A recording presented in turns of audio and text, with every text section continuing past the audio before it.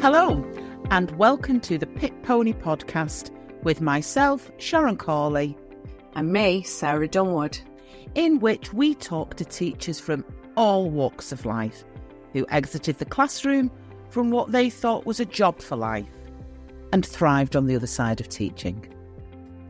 Coming up in this episode...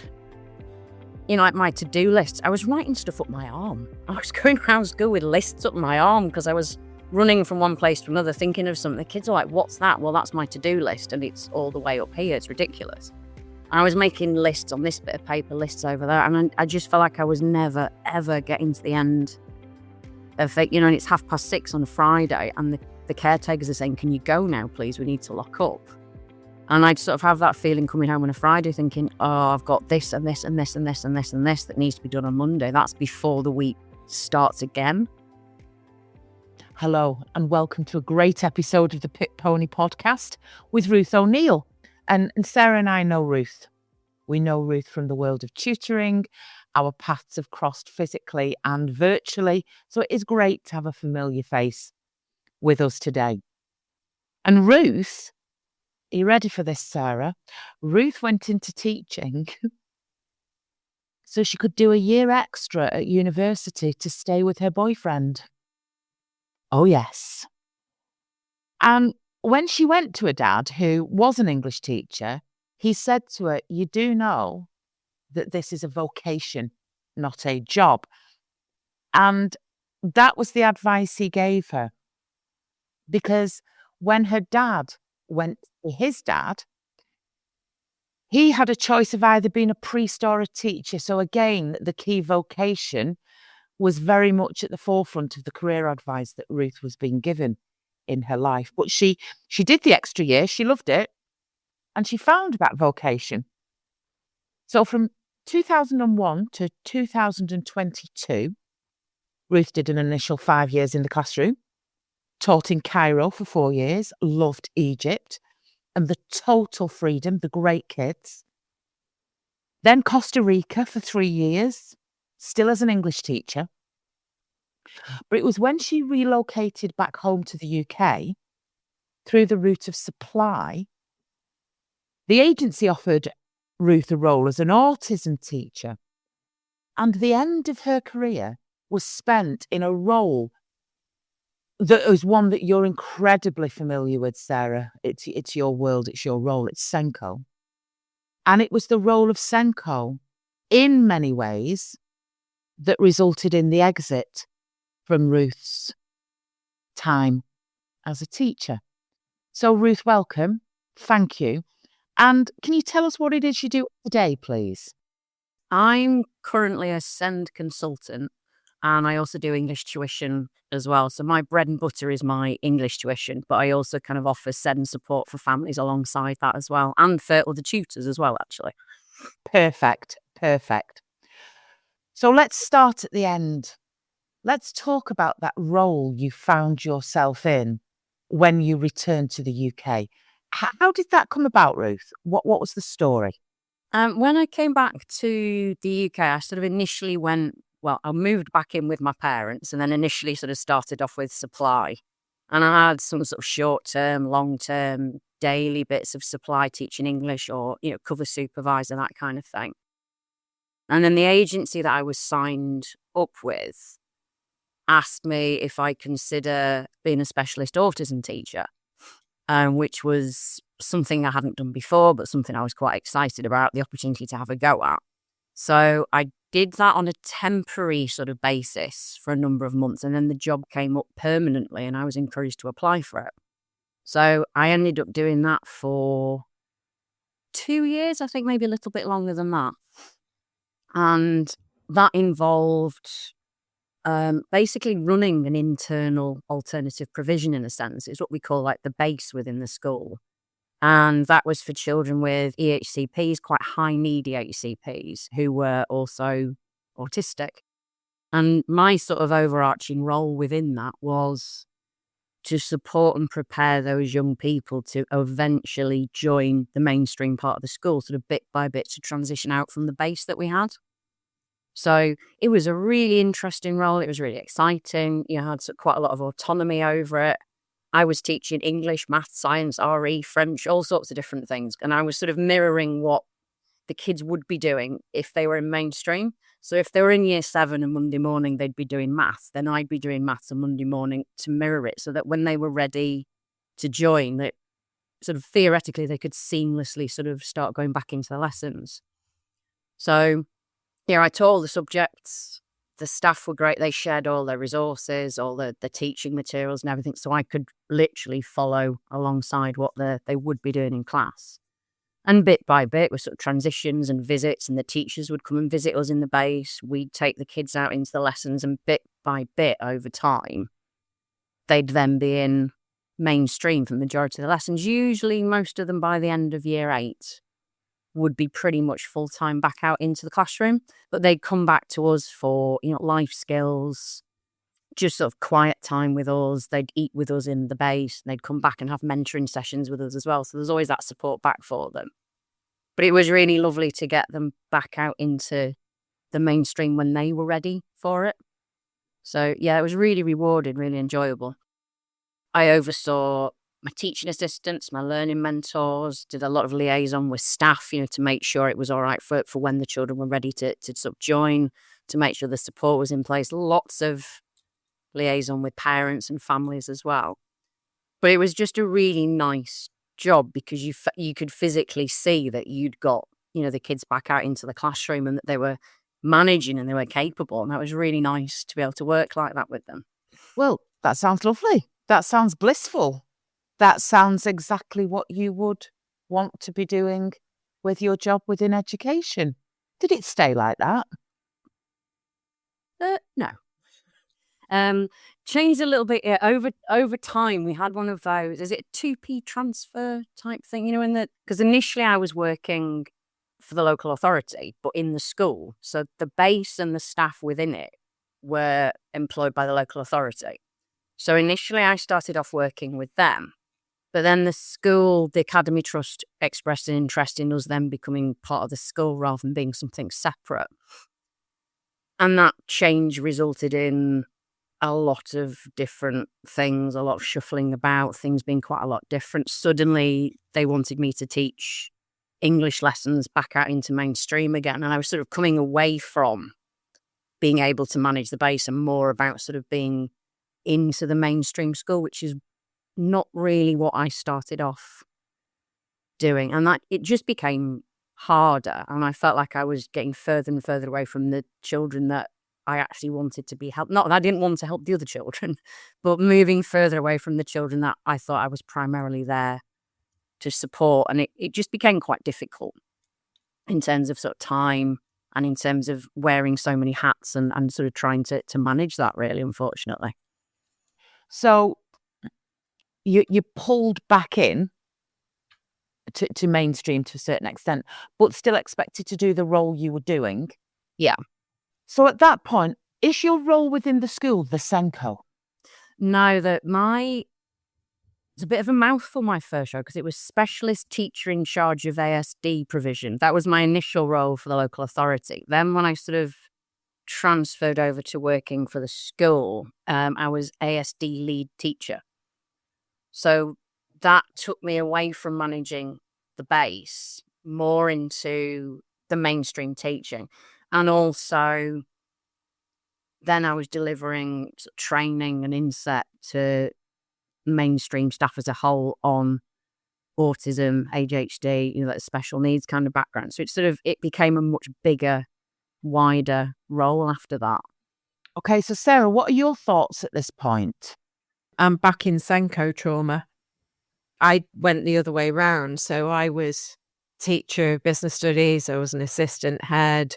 Then the long-term SENCO was retiring, and it'd always been somewhere where I was really interested right the way back from my very first school. So I volunteered. I said I'll step in. I'll do the NASENCO award and do that. And I think I stepped into that 2013 maybe at a point in time, and at a point in time is a phrase that I use a lot now when we're talking with pit ponies, at a point in time where you could focus on the needs of the kids and putting the right interventions in place. And there were enough support staff as members of your team that you could deploy them effectively. And it was very much what special needs should have been about in terms of nurture, supporting transition into mainstream. It was everything. And I think for me, over time, what changed was, and I was out of the system before the system has gone to the level of collapse that it's at now, because I know it's fully broken now. But it shifted over time to a system that became about the paperwork and the stuff that sat around it, rather than the actual time with the children, doing the interventions, doing the support, doing the mentoring, having those conversations with parents, and everything became a treadmill of rush. And I don't know what it was like for you, Ruth, but as somebody who was still teaching a 60% timetable and was a member of SLT, because the school took it seriously that they wanted the SENCO to be on SLT, but I was already there with a big kind of, this sounds really egotistical, but it was a big portfolio of stuff under SLT. There weren't enough hours in the day to do the SENCO role as a full-time SENCO, never mind sitting alongside other things. So as I heard you talking about being pulled back into mainstream, all that went on in my head is, and those children lose the focus and the intent of somebody who is there for them full-time. Well, was that your experience, Ruth? Could you see that? Is that how you ended up? Yeah, I mean, it's like Sarah was saying. I mean, it was a job offer that I hadn't really considered. It wasn't something I'd massively done before, but I was learning on the job and really, really enjoying it. And I know it's that sort of cheesy kind of thing, but you could see the difference you were making. And like Sarah said, I had a team that I could allocate wherever I thought was appropriate. So I had some of my team were working in the base doing interventions. Some of them were out in the lesson supporting the young people that we transitioned into, outside. Somebody told me that we didn't do French for autistic children because autistic children can't do French.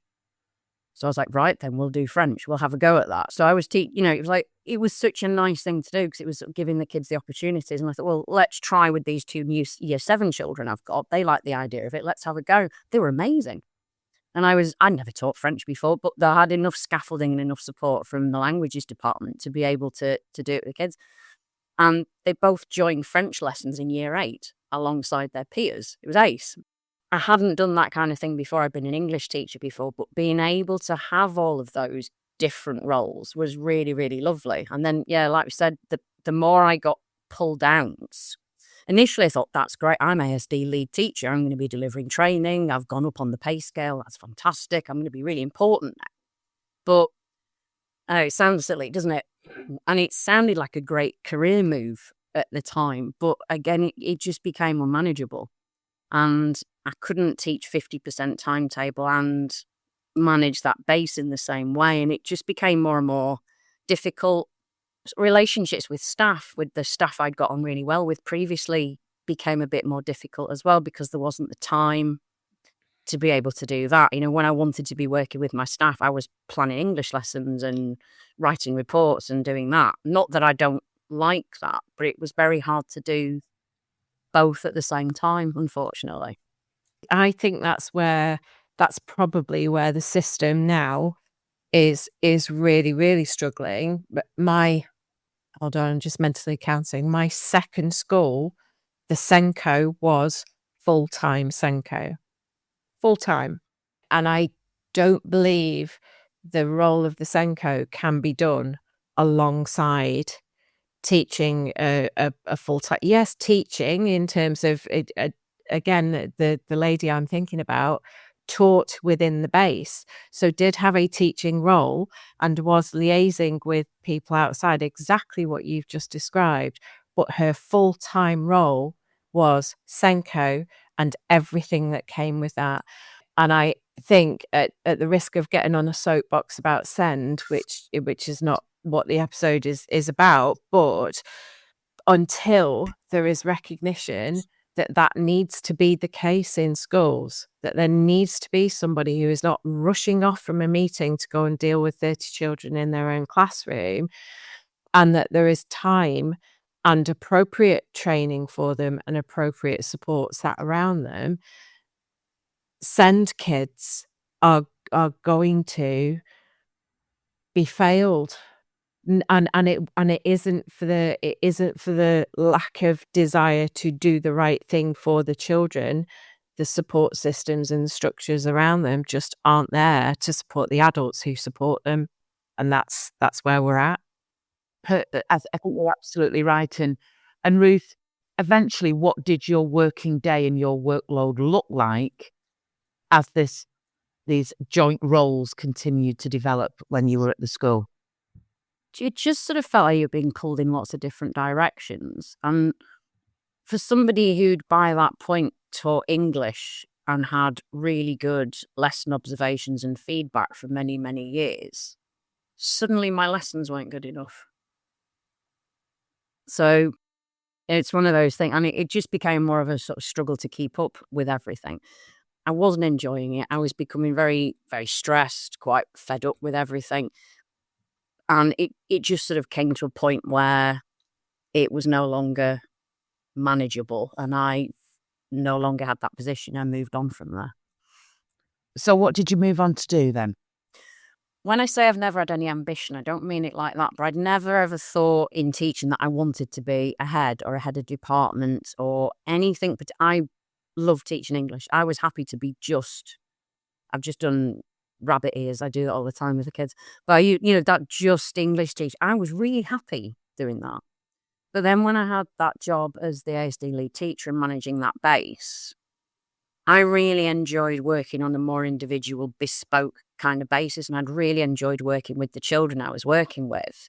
So when I started looking for my next job, I deliberately started looking for SENCO positions.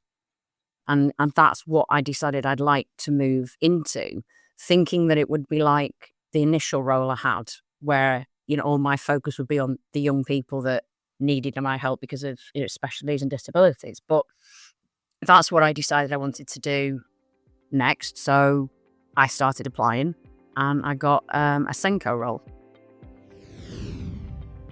Brief interlude, dear listener. Couple of questions. Are you a tutor or even a pit pony considering tutoring? And do you fancy getting in the room with myself and Sarah Dunwood learning about the wonderful world of tuition? Then why not join us at the National Tutors Conference hosted by Connexus Tuition on the 29th of July 2025. It's at Chesford Grange, Kenilworth. Links to the tickets are in the show notes below, and we will both see you on the other side. Okay. How did that work? Was that in a mainstream school? Was that? Yeah, that was quite a small secondary mainstream school. Initially really, really supportive. Like Sarah mentioned, the SENCO award, I did that alongside doing the job because I needed to have, you have to have that certification, obviously, to do it. The school gave me day release to do the assignments. I mean, I think speaking to other people doing this similar thing, that was quite generous. And I wasn't going to the university every Wednesday, but they gave me that day to release, to do assignments, to go up and down to York to go and do the course. And it worked really well initially. I mean, the main thing was I took the role on 3 weeks before lockdown. So that was quite strange. So we hadn't moved by that point. We were looking to sort of relocate. So I was living on school grounds sort of temporarily. So when the lockdown happened, I went back home to West Yorkshire and I did the first 4 months of my SENCO role in our home office at home, which was quite a strange one. Yeah, and that was when, we were calling home families every week. I had my list of families that I'd check in with and have a chat with. I overhauled the send register because I made sure I did my 8 till 5 every day or whatever it was. So I overhauled the send register, got to know my team. We used to do like a weekly Zoom check-in. We rewrote all the individual learning plans for all the students. We did a lot of stuff between us, and I sort of did all the policy stuff, I suppose. Did a bit of English online learning. There wasn't a lot that we did that first time round. So yeah, the first couple of months of that were actually at home, which seemed like a bit of a strange introduction, but then, back in as normal in the September. It's probably a bit of a gift, actually, to not be in a school building being pulled all over the place while you're trying to get to grips with the processes that you want in place, the policies that you want in place, the send register. Because I know picking up from somebody else, you kind of have to have that unpicking process before you can start moving forward. So perversely, I suspect that period of time was probably a little bit of actually not a bad thing. Is that fair? Yeah, I mean, it was great because I got all the time to, like you said, to put in the processes, get to know my staff. As SLT, we sort of shared out the families between us, the vulnerable children, the children. So I contacted everybody with an EHCP and some others. So I really got to know a lot of the families before I'd ever met them, because I was I think every Friday I pretty much put the whole afternoon aside for all the phone calls. And it was really nice, actually. You was getting to know the families, chatting about, somebody's cooking this, somebody's been out there for the day, I've just bought a new Hoover. It was just, just random conversations, getting to know the families. It felt like this is going to be really good. I've already got these relationships in place before I actually turn up at school and meet the parents. And it felt like it was going to be great, to be honest, because I had that time to get ready. Okay, so I'm hearing it felt like it was going to be great. And in light of the fact you're still not doing the role now, what was the reality when we went back into school? I mean, initially to start with, I'm not saying it was easy, but I felt like I could manage, and I was still getting to know people. I was given time to meet with staff, to do certain things. I had a reasonably low timetable to start with. I was able to put the TA's timetables in place, check the kids' timetables, properly meet the families with EHCPs, those, with higher needs. And sort of, the first term, we had a bit where we were back out of school for a bit, then we were back in again. Then we had, I think, the following year where we were out again for a couple of months. But as SENCO and SLT, I was expected to be in every day. So I was in every day anyway. And most of that was sort of supervising the vulnerable children who were in school, and then doing some of your own online lessons as well. So, in fact, the more I think about this, it was quite an odd start to the job, because it was very artificial for quite a long time. It was probably quite a long time into it before I started doing the job proper, if that makes sense. Yeah, so that's where it sort of felt or seemed okay to start with. And then the timetable kind of increased. I had to put my SENCO on pause. I deferred it for a year because I just couldn't manage it. So I deferred that and then sort of started again the following year. I was, as you said, Sarah, as member of SLT. I was a form tutor. I was designated teacher for looked after children. I had a 50% teaching timetable. And, like you were saying before, you're running out of looking after a child to go and teach a class of 30 kids somewhere else. And I always felt like I was leaving everything half done. And it just started to feel more and more and more uncomfortable. And I just started to feel more and more out of my depth. I thought, I can do the job, I just can't do it like this. And it just became really, really unmanageable. And, I was overhauling the policies. I was training staff. I was doing inset, doing my own CPD, managing my TAs, liaising with CAMs. And Sarah, you'll be familiar with all of that as well, won't you? And it just got more and more and more isolating. I just, like that idea of spinning plates. And I know it's a cliche, but it's true. It's a cliche because it's true. You are pulled from pillar to post, and intrinsically you want to be doing the right thing by everybody. And when something's really landed with me, that sense of feeling that everything's just being left half done, that when you are, certainly I was, as a SENCO, I wanted everything to be right. I wanted it right for the kids. I wanted the right support being put in place for the staff. And so when when you can't fulfill that, you start to feel that you're letting people down and you internalize it, when in fact, actually, it's not you, it's what's sat around you that causes that situation to be the case. I just felt like I was, like my to-do list, I was writing stuff up my arm. I was going around school with lists up my arm because I was running from one place to another thinking of something. The kids are like, what's that? Well, that's my to-do list, and it's all the way up here. It's ridiculous. And I was making lists on this bit of paper, lists over there, and I just felt like I was never, ever getting to the end of it, and it's 6:30 on a Friday, and the caretakers are saying, can you go now, please? We need to lock up. And I'd sort of have that feeling coming home on a Friday thinking, oh, I've got this and this and this and this and this and this that needs to be done on Monday. That's before the week starts again. And I was in school at 7 and I was getting home at 6:30, 7 o'clock. I just sort of felt like I was failing, like I couldn't do it. And I was making mistakes and I was dropping things and I wasn't following through on things I should have done.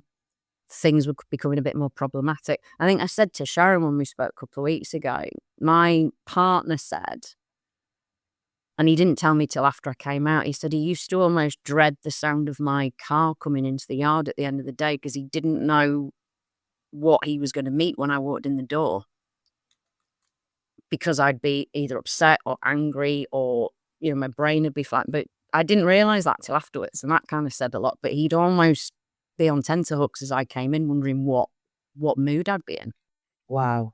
And I suspect you would then carry on working when you got in the evening. You would work over the weekend. And it was really interesting. Your weekend, Sarah's going to really relate to this. Tell us what Sunday lunch meant for you, Ruth. Yeah, I remember a while back, my partner's sister only lives 45 minutes from us, and they invited us to Sunday lunch. They invited us on the Saturday for Sunday lunch the following day. My first initial response was, no, I can't. And then when my partner was like, that's a bit off, isn't it? I got up at 6 o'clock and did all my work before we went to make sure it was done. And I probably still did more when I got back afterwards. But I remember sort of saying I couldn't do things on Sundays, or I didn't want to go out on Saturday night because maybe I wouldn't be in the right frame of mind on Sunday.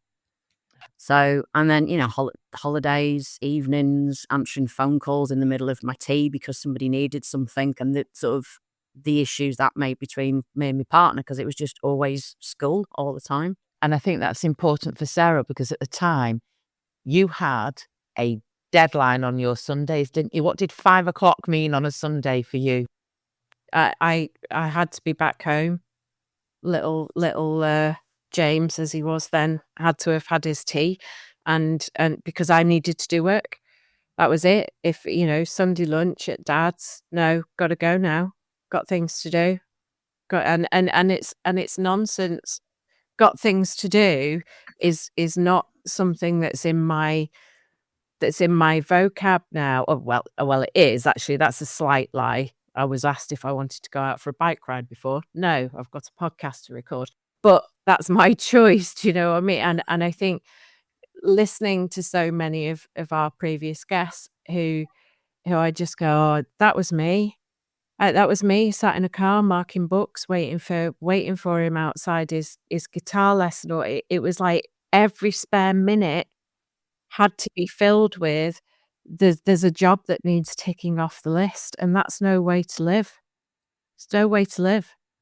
So at what point, Ruth, you're working 7 o'clock in the morning till 6:30 in the evening, you're coming home, you're doing work, your weekends have gone, you're working all those hours, and by your own admission, it's still not great.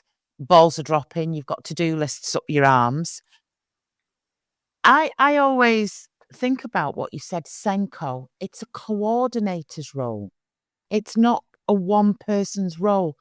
So in my mind, because I've never done this at all, surely the teams below you, there would have been an assistant SENCO, TAs, HLTAs. That's my understanding of the infrastructure of a SEND department at the school. Is it a one-man band? In an ideal world, you are a full-time SENCO. You don't have a teaching timetable. In an ideal world, because I don't think it's physically. I mean, I was in a small high school. not, a huge one with thousands of kids. And it felt too much. And like I said, even with all that extra stuff, I was still dropping everything. Even with all that extra hours, all that extra work, it was just still wasn't possible. I did have a team of TAs and a HLTA, but we had 30 odd kids with the HCPs and 4 TAs. It just doesn't go. And then we also had like an internal provision for students who were finding it difficult. But it's similar to what I did in the last school. And we set that up while I was in role. And then I was managing that as well. But then that was taking the TAs out of class, supporting the kids into doing the interventions and that kind of thing within the base. Yeah, a SENCO is a coordinator. The idea is you lead and support for all the kids and the whole staff. I think it's SENCO to practice. We are all teachers of SEND.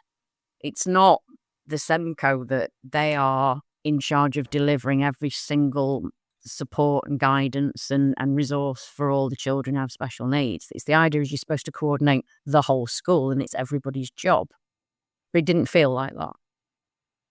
And things kind of came to a head, I suppose, when we had Ofsted. And it was clear that we weren't providing what we should be providing for the kids. But, long and the short of that, I left that position after that because it just wasn't manageable and it wasn't possible for me to do everything that was expected of me. I think is that the challenge as a SENCO as well is, so I think I probably worked in a similar school to you, not massive, but high proportion of kids with EHCPs and the kind of the next level down from that. So essentially kids who should have had EHCPs but didn't. And then when you looked at, even at a top level, allocating support based on the number of TAs that you had to meet the hours of requirements that were on each of the EHCPs, there weren't enough staff.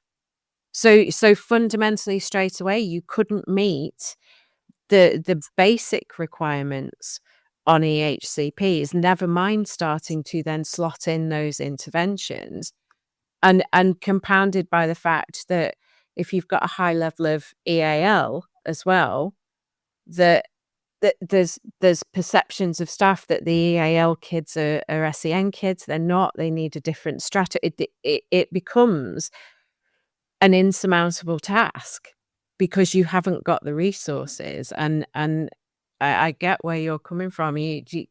Balls drop, not because you want to drop them or because you're not paying attention, because there is not the resource to be able to keep that ball up in the air. That's fundamentally it. And I think it's interesting, Sharon, listening, because you've never had a perspective of what a SENCO does. I think Ruth hit the nail on the head. The SEND code practice, when it came in 2014, was really clear. Every teacher is a teacher of SEN. But that culture has not absorbed into a lot of schools, that teachers still see the SENCO as the person who goes, right, you use that strategy with that kid on that day at that time, and that's what you do. Oh, and we'll take them out for intervention. And everything else, you just get on with the other kids. And I am generalizing, and please forgive me, but in cultures where I've worked, that has been the perspective, and I think that's where it's falling down now. I think you're right. So Ruth, you have this Ofsted. Are you criticised? Is your department criticised? Are you criticised personally? Are you supported through this? I mean, we didn't do very well in general, but our SEND provision was highlighted as not great, let's say. And how did that impact you personally? Was that the decision then? Were you like, right, I'm done. I cannot do any more than I've been doing? Yeah, I mean, it was clear that it wasn't possible to continue in that role after that. So that's when I sort of left after that. And how did that impact you? Because you've obviously been working 60, 70 hours. Your partner, by his own admission, doesn't know what version of Ruth he's going to get. Your weekends are being cut across. And then all of a sudden, without that Ofsted inspection, would you have made that decision? So you almost find this decision potentially thrust upon you. It's not a case of, and I put in a boundary for myself.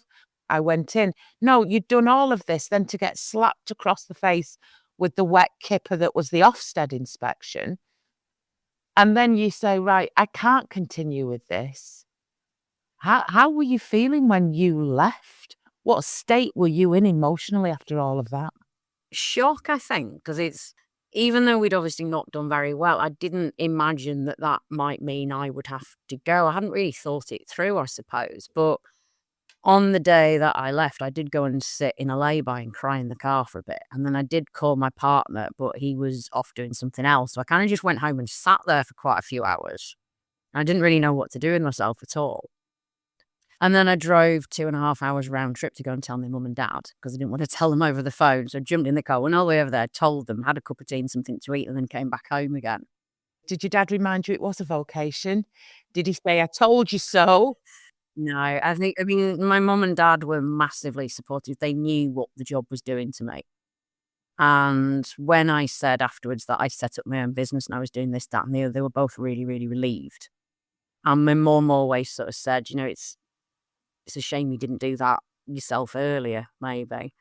And I suppose looking back, it would have been, I couldn't see that I wasn't managing, I suppose. You can't sort of see it when you're in the middle of it. If I'd have had any sense, I would have realised that a little bit earlier and made it my own choice and made it more of a proactive thing to do. But when you're in the middle of it, you perhaps don't see that you are failing. You're just running around like a headless chicken all the time.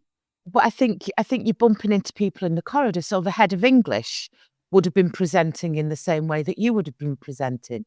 Hairless, run ragged, meetings are rushed and panicked.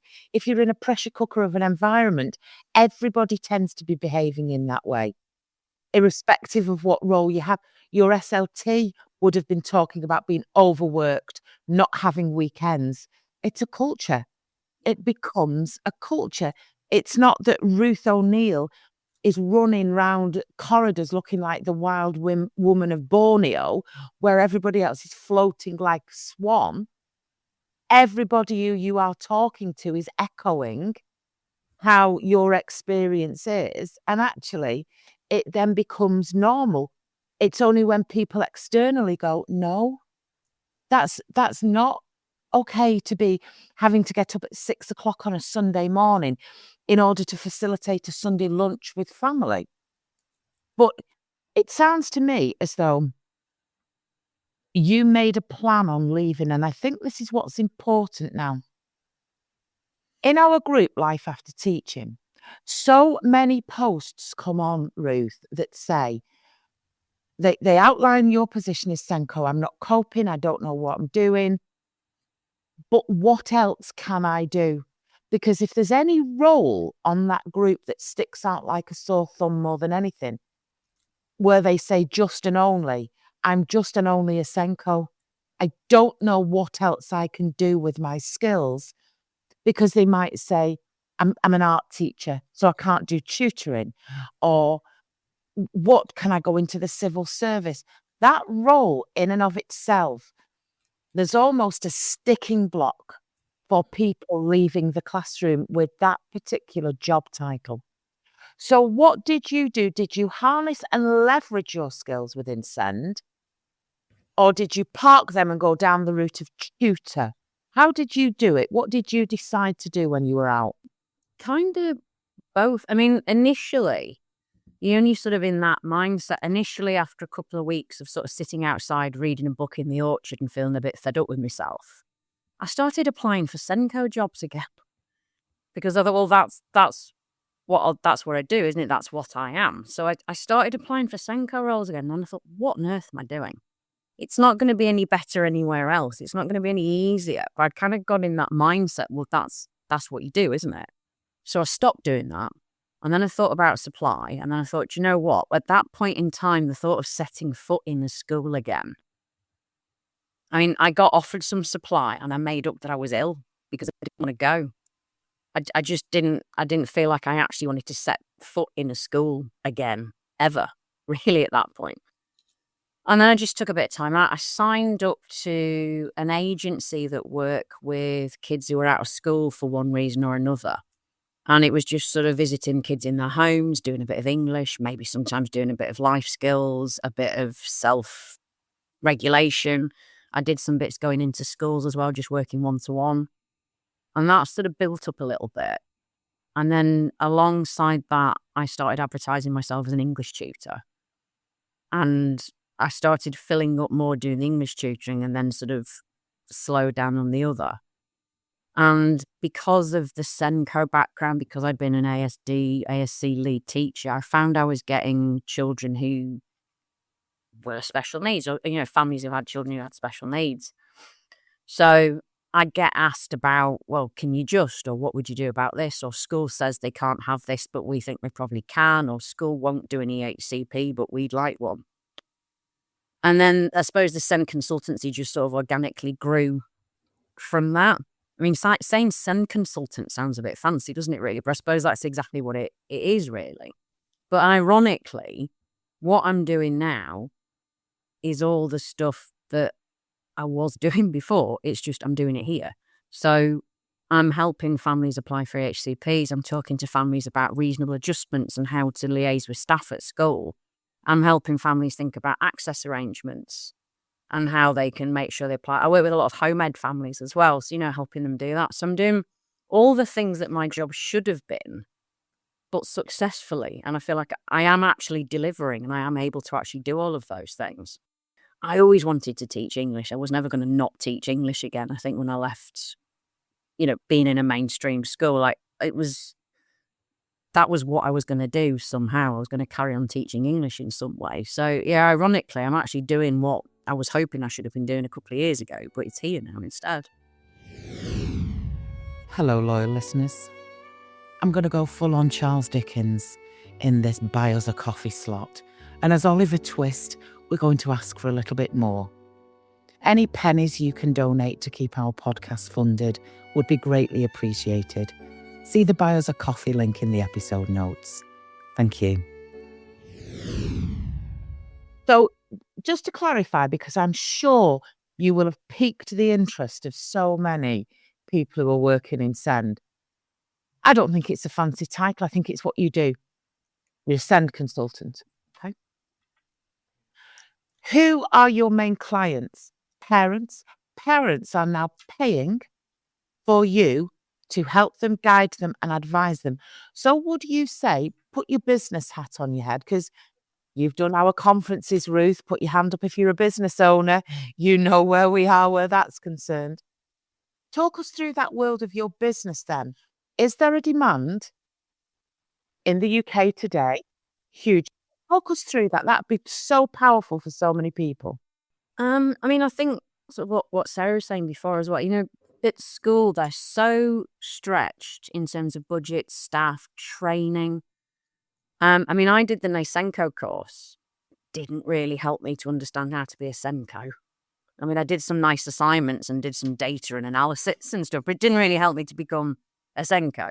And I didn't know an awful lot of stuff. And when parents were asking me, I didn't really know how to advise them. So I've kind of taught myself since I've been out. I'm in a lot of home ed groups. I'm sort of listening to other people's advice. I've done a SEND law qualification. I've done 2 of those. So I know I'm a lot more confident now. I feel like I've got the right to be able to advise parents because I know the law and what they are and are entitled to, how they can go about getting certain support and help. So, like I said, an awful lot of the families I work with have come to me because of that background. So I help and advise them how to get what they need from schools, basically, because I kind of know now, and I didn't know before, on what they're entitled to and what they can do. And that's sort of, like I said, my main bread and butter probably is the English tuition. But I have an awful lot going on the side then that SEND support with. And occasionally I get sort of one-off assignments and projects to do. But mostly it's the children that I'm working with that I'm already tutoring. I've got you. So in many respects, you would start your business by the typical way we do things. You would start with your presence on Facebook, LinkedIn, the different social media platforms. You went in through the route of tutoring, and then you've expanded through your role as tutor. Do you have your own website by any chance? Or yeah, I went all in when I watched your original Pit Pony video right back along, and I made myself a list. Yeah, I mean, I've got a website done. You don't have to, but I've got a website done. It looks nice. It's got a picture of my farm on it. Quite like that. And, some information. It's got my qualifications, my experience on it. So I can signpost parents to that. I've got my Facebook page. I just post and upload things on that. Got my business bank account, got insurance, made sure I had my DBS.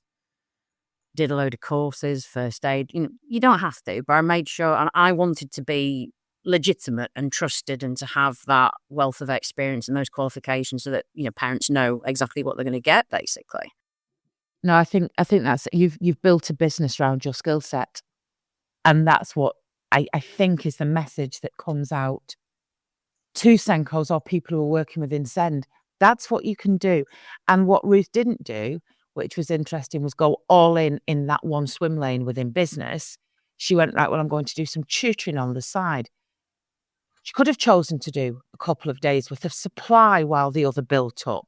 And it is about going out there and saying, I'll have multiple income streams.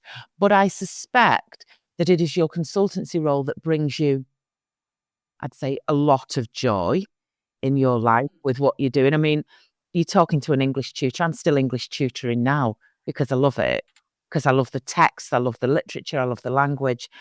But then you can diversify and have other areas that bring joy into your life and an income stream. So what does your life look like now on a day-to-day basis? Do you have lists written up your arms? Are you having to get up at 6 o'clock on a Sunday morning in order to accommodate a meal out at Sunday lunch? What does Ruth's life look like now? Quite different, actually. I mean, I work 4.5 days a week. I finish at lunchtime on a Friday. Monday, Tuesday, Wednesday, Thursday, I have lessons in the morning. Then I have a nice break in the afternoon. And then I start again a bit later on in the afternoon and work into the evening. I have a personal trainer. I go to and have a personal training session once a week. I do weightlifting. Wow, show off. That's amazing. I know, it's bonkers. So yeah, I've got chronic back pain and I have really bad sciatica. So I was like, right, I'll do weight training then. So I go and do that once a week, and it's out the house, go meet someone, do that, come back. I go out and do the gardening. I go and have conversations with my chickens. I've got time to do things like that. I make jam. I make chutney. We've got an orchard. We've got fruit trees and stuff. I do that. When I finish at 12:10 on a Friday, that's it. I mean, if I've got some admin, I might sort of save it for that. If I've had to carry any lessons over, perhaps, if I've had to move anything around, I can do it then. And then on a Sunday, I mean, my normal Sunday isn't normally this, but I mean, I might spend an hour or two. I mean, just thinking that's my planner. I just have a page for each day, and I just do a quick note of what I'm doing for each of the children I've got. I'll sort of queue up my Google documents ready for tomorrow. I'll do my Facebook posting. I always do my business advertising on a Sunday, so I sort of sit and do that. And then I'll go downstairs in a bit and sit and read in front of the fire, and I'll get up tomorrow morning and start at 10. Oh, wow. So it's a completely different thing. And it's, we sort of talk a lot in teaching about, getting appointments and being able to go for things and not being able to do this, not being able to do that. I mean, a couple of weeks ago, I said to my Friday parents, oh, do you mind if I move the lessons? I need to go to Sheffield and get my hair done. And they were like, yeah, that's fine. And it's fine, isn't it, to do that? I went to watch Macbeth at the cinema a couple of weeks ago, the David Tennant one. Very good. And I asked one of the students, do you mind if I just move your lesson to a different day so I can go to the cinema? And it's fine. And there's no guilt attached to that. There's no shame attached to it. So with the idyllic picture that you've just painted, Ruth, I'm going to ask you a question that I'm dying to know the answer to. Since leaving teaching after what was 21 years and experiencing life outside of the classroom, can you pick for us a moment that you've experienced since leaving that would be Ruth O'Neill's sliding door story? Yeah, I think I talked a little bit about it last time, and this is going right back to when I first started. So before my tuition had built up, I found myself doing a bit of the SEND consultancy. Just, a parent had got in touch with me, and I did an awful lot of stuff with her, applying for funding for things, helping out with her son for access arrangements. And I did hours worth of stuff for it because her son had been home educated, very high achieving, but had a number of different needs. And when he'd gone to do his exams, the exam centre hadn't granted any of the access arrangements, and it was all a bit of a mess up. So she sort of commissioned me to complain, let's say. So I helped to do sort of an appeal, a complaint letter, sorted all that out. We did an awful lot of work together. And it got overturned. He got given the predicted grade that he'd had all along rather than the one he got given. And I did actually get back in touch with her the other week, and he's at university doing the course that he wanted to do. And you probably do all of that kind of stuff when you're in teaching, but nobody's ever got the time to let you know, and you've never got the time to catch up with anybody else either. Whereas doing this now, I mean, I've got probably 25 different kids I work with each week. And I know them all, and I know their families, and I know what the cats are called, and I know what they like to eat for dinner, and I know where they've been on holiday. And I went to stay with one of my students and his mum last weekend in North Wales. I went to go and stay with him for the weekend. So in a sense, it's what you had during that first period of lockdown when you were initially in that new role. I'm touching base with my families. I'm prepared. I've got the time. And the impacts come back again. Because there's got to be a bit of joined up thinking here, Sarah Dunwood, hasn't there? Which says if you give somebody enough time to do what they need to do, you will see the impact. What are your thoughts on Ruth before she leaves us? Well, I mean, it's my wheelhouse. It's been great to talk to somebody who understands the soapbox that I like to stand on, and I completely recognise your experience and the frustrations that sit with that then start to eat away at you because you feel like you can't do right for doing wrong, when actually it's what sits around you that causes that.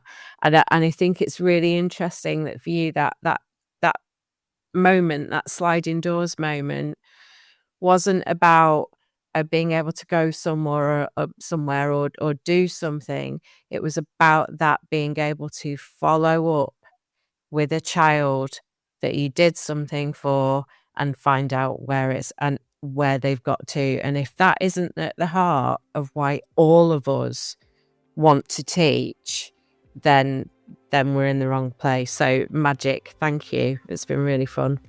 Thank you, Ruth. You've been absolutely amazing. And on behalf of myself and Sarah and all of our listeners, I just want to thank you so much for your time today. Thanks, Ruth. Thanks, both of you. It's been really enjoyable talking to you. Thank you.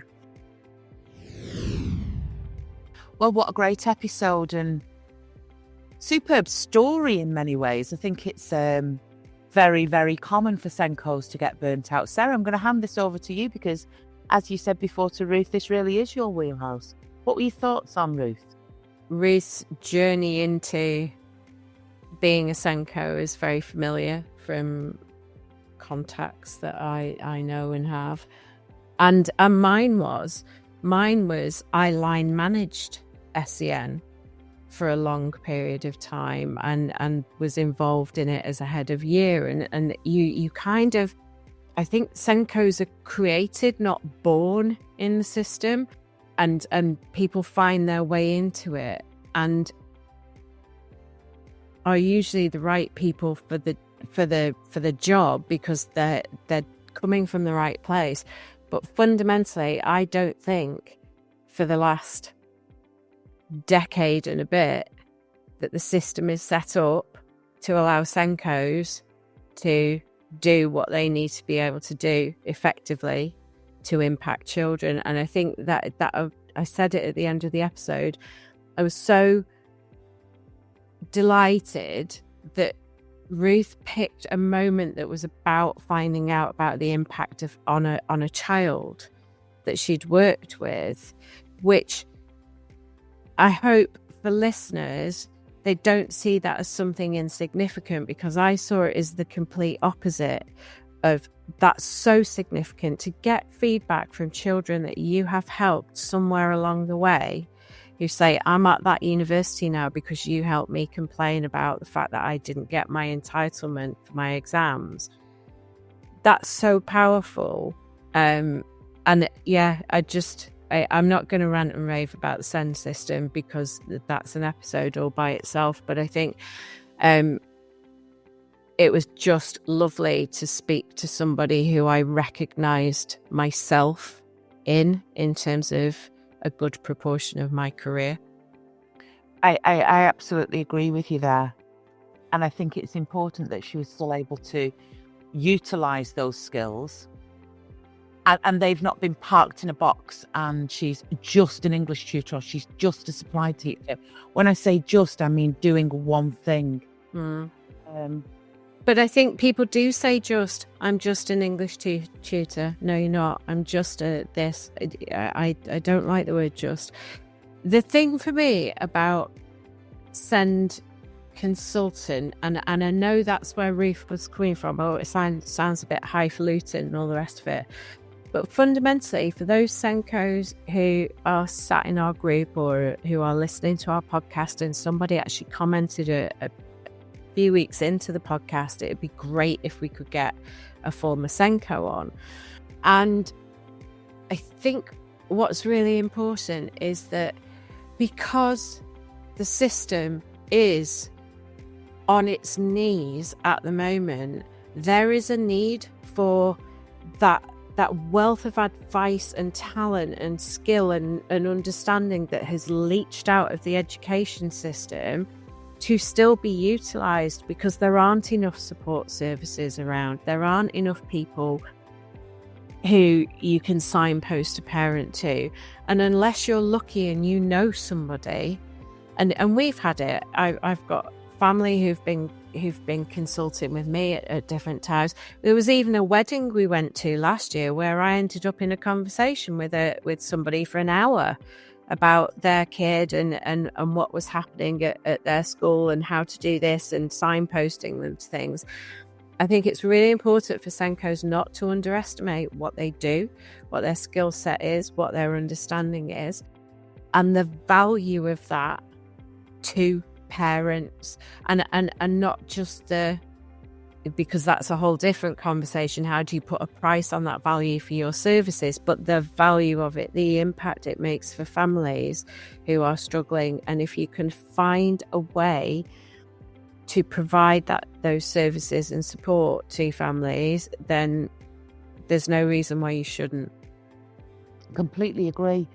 I think more than anything about putting the value and putting a price on it, it's about exposing the information that sits behind a wall of inaccessibility within schools. Parents don't know this information. They don't know what their children are entitled to. They don't know the legislation. They don't know the laws. When you're a parent of a secondary school child, it can take weeks to try and track down a teacher or a head of year just to find out some information. So in many ways, even if you're positioning yourself as the person who's giving value for free in the first instance with a good website, and start to expose what parents' rights are, I think there's a real chasm of that in society at the moment, because we know it through Connexus with the tutoring. We lean ourselves across in many ways too. And did you know this about the access arrangements? There's a dearth of knowledge out there, and parents will seek you out, pay for it, as they should. In a society where we glue plastic on the end of our fingers and have acrylic nails done and pay top dollar for that, that's where you actually go, well, what is the value on the information that this person has? If you go to a solicitor, they charge you by the hour. We are sitting ourselves in the world of a service provider, and we shouldn't suddenly have an uncomfortable feeling about it because it's information about special educational needs. Yeah, I agree. But that will be where people sit. Yeah, that's the discomfort. Yeah. That is the discomfort, and that's where it needs a mindset shift. But I thought it was a great episode. It was lovely to listen to her just anecdotally talk about her life now when she said talking to chickens. Because if you think about it, the first time we know Ruth's business, we know Ruth lives on a farm. But the first time she she brought it to my awareness was when she said, my husband would listen for my car to arrive on the yard. Okay? So first, you get your first farming. And he didn't know what version of me he was going to get, whether I was angry or upset. And then the next time, post-teaching, she's talking to chickens. She's reading a book in front of the fire. And you think her world hasn't changed. She's still on that farm. Yeah. It's how she is in that world. Correct. That farm and that lifestyle. There's so much. She said as she left, then I said, what you do? Because we record on a Sunday afternoon. Now, she'd told us previously she'd had to get up at 6 o'clock in the morning to accommodate a Sunday lunch. She just went, I think I'll just go and find some biscuits and sit in front of the fire. And she's still doing all the things that she was doing. She's still impacting children. She's still teaching the subject that she loves. And to me, she's just encapsulated everything that you can do if you do not throw your skill set out with the bathwater when you are stepping outside of a world of teaching. Dear friend of Connexus, dear friend of the world of tutoring, she's great, Ruth. Her links will be dropped below. She's the kind of person, if you reach out to her, ask for any advice. It's just in her DNA, isn't it, really? She's an absolute belter. And for listeners, we just need to acknowledge the fact that Ruth has the most fabulous bright blue and green hair. It's beautiful. At the moment, I've met Ruth with pink hair. I've met Ruth with her hair on top of her head all... Yeah, Ruth's unique. She is. It only into the unicorn. She really is. And it was delightful to spend time with her today. So we'd like to thank Ruth. Thank you again for staying with us and listening. And look forward to seeing you on the next episode of the Pit Pony Podcast. And who knows what we'll have for you there. Thanks, Sarah. And I'll see you on the other side. Cha. Thank you so much for staying with us throughout another great episode. And on behalf of myself, Sarah Dunwood, and all at the production team, we appreciate your continued support. If you wish to contact me directly for a support session or a clarity call for your next steps, please find my link in the comments below. See you soon.